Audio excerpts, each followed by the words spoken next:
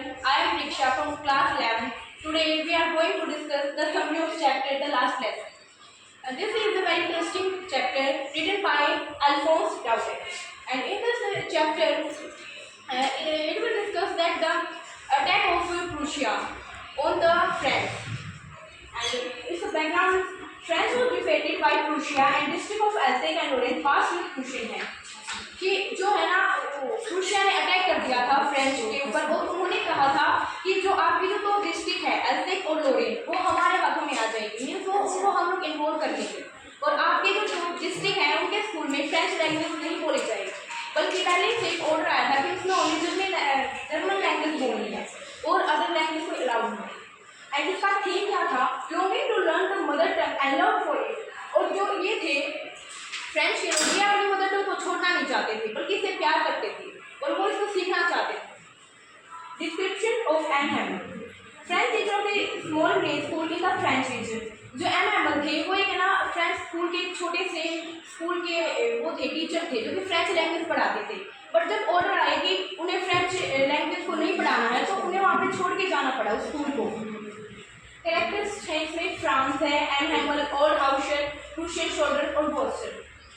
और जिसमें उसके है ना जो क्लासरूम थे ना, जब वो फ्रेंड्स ने एंटर किया क्लासरूम में तो वहाँ का है ना माहौल बदला लगा, क्योंकि जब वो जा रहा था तो उसे एक तो ये देखा कि ब्रिटेन बोर्ड के पास है ना बहुत सारी भीड़ इकट्ठा हो रखी थी, बट उसने उस चीज़ को इग्नोर किया क्योंकि वो लेट हो रहा था। उसे पता था कि मैं ज़्यादा लेट हूँगा तो ना जो एम है वो मुझे डांटेंगे और मुझे पीटेंगे, तो उसने ये सारी चीज़ों को इग्नोर किया। उसे ये भी नहीं पता था कि ना ऑर्डर आए और हमें फ्रेंच लैंग्वेज को छोड़ना है, तो वो आगे बढ़ गया। अब जब उसने स्कूल में एंटर किया तो उसने देखा कि हर जगह है ना साइलेंस है, मतलब ये लग रहा है कि संडे मॉर्निंग है, कोई हलचल नहीं है।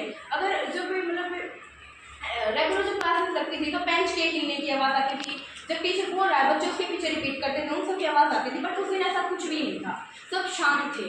तो जब उसने क्लास में एंटर किया तो उसने ये देखा कि जो एन हैमर है ना उनकी ड्रेस भी चेंज हो चुकी है। उन्होंने एक वेल ग्रीन कोट पहना हुआ है, ऊपर हैट है, वो बहुत ही मतलब ये लग रहे हैं एक तरीके से कि कहाँ पे कहीं पे जाने की तैयारी कर रहे हैं।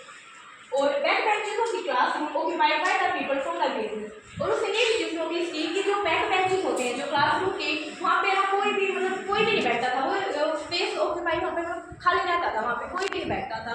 बट उस दिन ओल्ड विलेजेस बैठे हुए थे, जो गाँव के लोग थे वो आकर वहाँ पे बैठे हुए थे, क्योंकि उन्हें ना एन हैमर को थैंक बोलना था कि आपने हमारे 40 साल जिए हैं हमारे बच्चों के लिए, आप फ्रेंच लैंग्वेज सिखा रहे हो, आपने 40 साल से आपका ये एक्सपीरियंस चला है, तो वो उन्हें ना थैंक यू कहने के लिए आए हुए थे। और जो रीज़न थे प्रोक्रास्टिनेशन, तो प्रोक्रास्टिनेशन ये होता है कि मतलब अपनी मर्जी से, बिना अपनी मर्जी से कि कहीं से ऑर्डर आए और हमें वो काम करना पड़ेगा, ये होता है procrastination. Procrastinating characters of Alsace region and Hamel as announced holiday and he felt like fishing. और यहाँ पे जो फिशिंग का मतलब ये है कि वो मछली पकड़ रहा है, यहाँ पे फिशिंग का मतलब ये है कि वो है ना एक तरीके से अनहैप्पी है, वो ये स्कूल छोड़ के जाना नहीं चाहता बट उसे जाना पड़ रहा है। तो जो एन हैमर है उन्होंने अनाउंस किया कि अब से मेरी छुट्टी है, मैं स्कूल में नहीं आऊँगा क्योंकि यहाँ पे फ्रेंच लैंग्वेज का तो कोई काम ही नहीं रहा। Description of the usual classroom by France.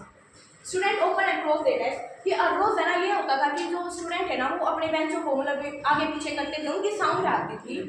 Noise of the great buster, they repeat the lesson together by loudly. जैसे कि मैंने आपको पहले बताया था कि जब टीचर कुछ बताता है तो बच्चे उसके पीछे रिपीट करते हैं, बट उस दिन ऐसा कुछ भी नहीं था।